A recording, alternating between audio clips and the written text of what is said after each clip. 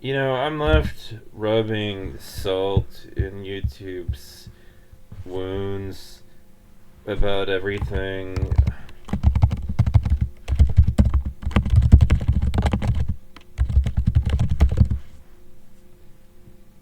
In that,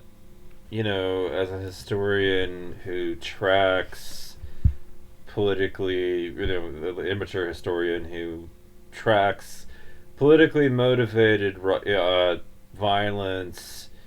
I would point out that the last time that I see much of anything that has taken place with motivated left wingers that actually hurt much of anyone was all the way back in 1981 with the Brinks Robert, and my bone to pick with all this is just that the internet's generalized disdain for violence, I feel, is a little bit unnuanced in its take on things, and that it tries to pretend that vandalism and property destruction are somehow equivalent with murder, but this is a rather sickening equivalence and false equivalence to make in the first place, and that these are just not equal and everything. But the 1981 Brinks robbery was an armed robbery when three murders committed on October 20th, 1981, by several Black Liberation Army members and four members of the Weather Underground, who were at the time associated with the 19th Communist Organization. The plan for BLO members was Kuwasi Balgon and Sikono Oganai, Manarasina, and again, I can't pronounce these people's names, Baluchikar, to carry out robbery with the M19 co-members David Gilbert, Judith Allison, Alice Clark, Kathy Bowden, and Marilyn Buck to serve as getaway drivers and switch cars. The conspirators stole 1.6 million in cash from a Brinks armored car at the Nanu National Park Bank at Nano. So this was all the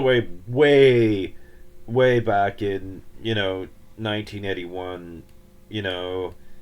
As far as we know, and we're our qualifications here are politically motivated uh, violence that resulted in the death of individuals, and resulted in people being killed, and some bones of contention that have irritated me for a long time when it comes to this particular stat. We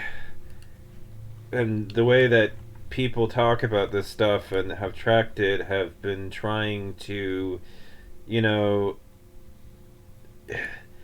not 9/11 2001 basically. They're trying to classify that as somehow separate from politics because we said that this is a religiously motivated attack by Islamic extremists and jihadis, and that's not exactly wrong, but it's also a politically motivated attack on the United States, in that if we look at the kind of Wahhabi Islam that was practiced uh,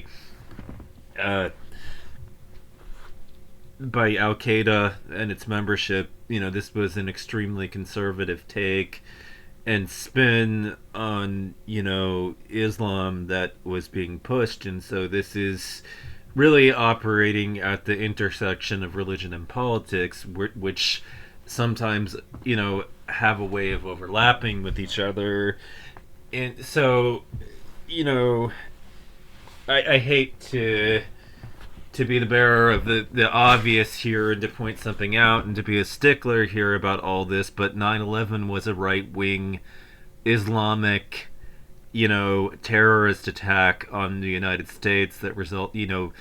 motivated not just by religion but on the basis of right wing political views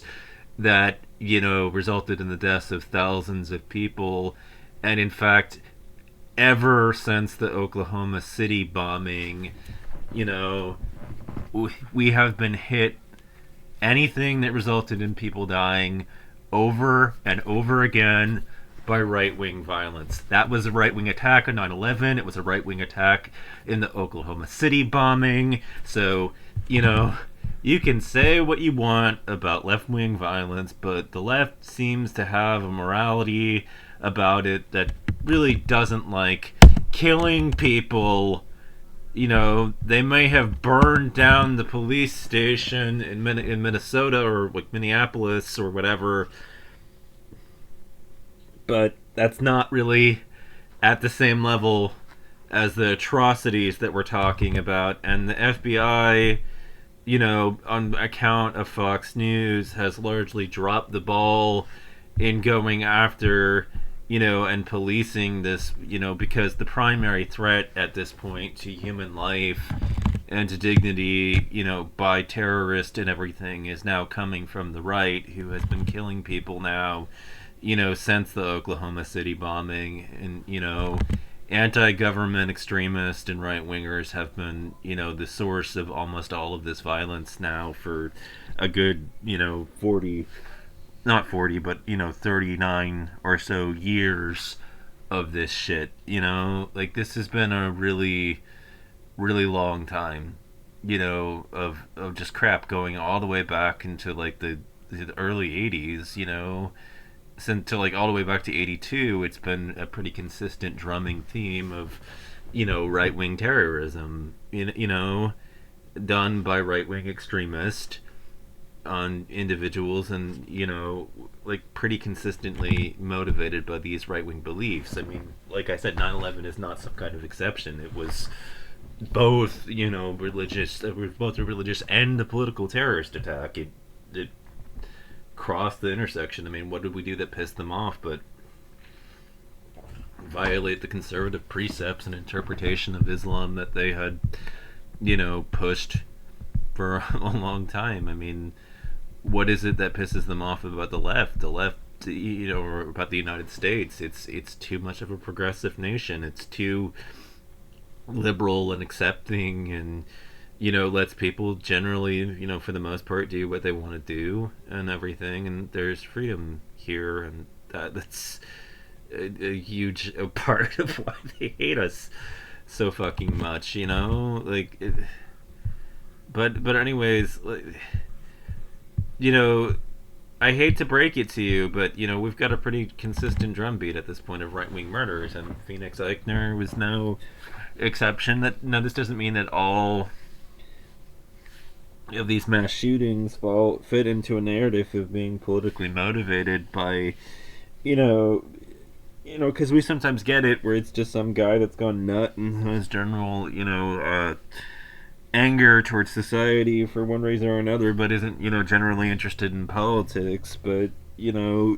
where politically motivated violence has existed, it's been coming from, you know, and has resulted in the deaths of individuals going all the way back to 1981. It's been a pretty consistent drumbeat of right wingers that were the ones holding the guns, you know, so to speak. And, you know, it's really tiring and very frustrating that law enforcement isn't doing more to monitor and track right wingers, considering, you know, the reality